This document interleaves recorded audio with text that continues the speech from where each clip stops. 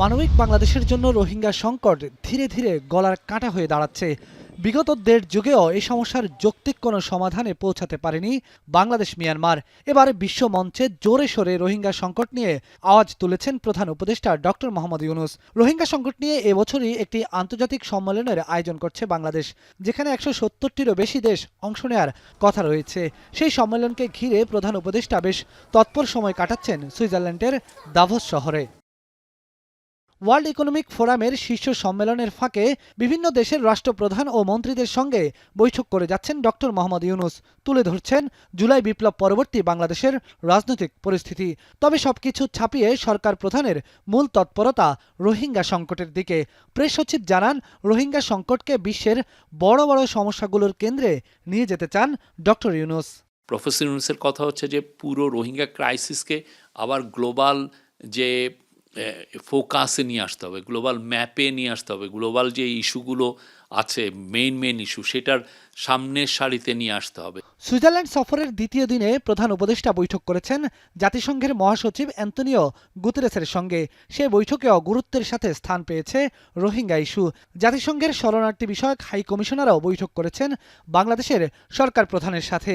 রোহিঙ্গা সংকট নিয়ে বাংলাদেশের সাথে নিবিড়ভাবে কাজ করার আশ্বাসও দিয়েছেন তারা। মূল আলোচনাটা ছিল যে কিভাবে বাংলাদেশের সাথে ওরা আরও নিবিড়ভাবে কাজ করতে পারে রোহিঙ্গা ক্রাইসিস নিয়ে। একটা বড় রকমের একটা রোহিঙ্গা নিয়ে একটা ইন্টারন্যাশনাল কনফারেন্স করতে যাচ্ছে এবং এই ইন্টারন্যাশনাল কনফারেন্সে UNHCRও থাকবে এবং তারা বলেছে যে তারা ফুললি কোঅপারেট করবে এবং আমরা আশা করছি ১৭০টার উপরে দেশ এটায় জয়েন করবে। সাইডলাইনে প্রধান উপদেষ্টা বৈঠক করেছেন বেলজিয়ামের রাজা ফিলিপ, থাইল্যান্ডের প্রধানমন্ত্রী ও জার্মানির ফেডারেল মন্ত্রী সহ অনেক বিশ্ব নেতাদের সঙ্গে। বৈঠকগুলোতে অন্তর্বর্তী সরকারের সংস্কার এজেন্ডা সম্পর্কে বিশ্ব নেতাদের অভিহিত করেন প্রধান উপদেষ্টা। পাশাপাশি তিনি জানান, ঐক্যমত তৈরি হওয়ার পর রাজনৈতিক দলগুলো জুলাই মাসে একটি সনদে স্বাক্ষর করবে। দেশগুলোর সঙ্গে বাংলাদেশের অর্থনৈতিক যোগাযোগ স্থাপন, বাণিজ্যিক সম্পর্ক বৃদ্ধি ও বিদেশি বিনিয়োগ নিয়ে আলোচনা হয়। সামনে রিফর্মের ব্যাপারে কি হতে যাচ্ছে সেগুলো বলেছেন। এই পুরো আন্দোলনের সম্মুখভাগে যে ইয়াং স্টুডেন্টরা ছিল এবং তারা কি বাংলাদেশকে দেখতে চায় তা যে প্রতি গ্রাফিতিতে ওরা জানিয়ে দিচ্ছে, এই বিষয়টা উনি হাইলাইট করেছেন। Bangladesh is now ready for business. বাংলাদেশের পলিটিক্যাল স্ট্যাবিলিটি ফিরে আসছে, বাংলাদেশে একটা ডেমোক্রেটিক ট্রানজিশনে এসছে, বাংলাদেশের ল অ্যান্ড অর্ডার সিচুয়েশন এখন পারফেক্ট।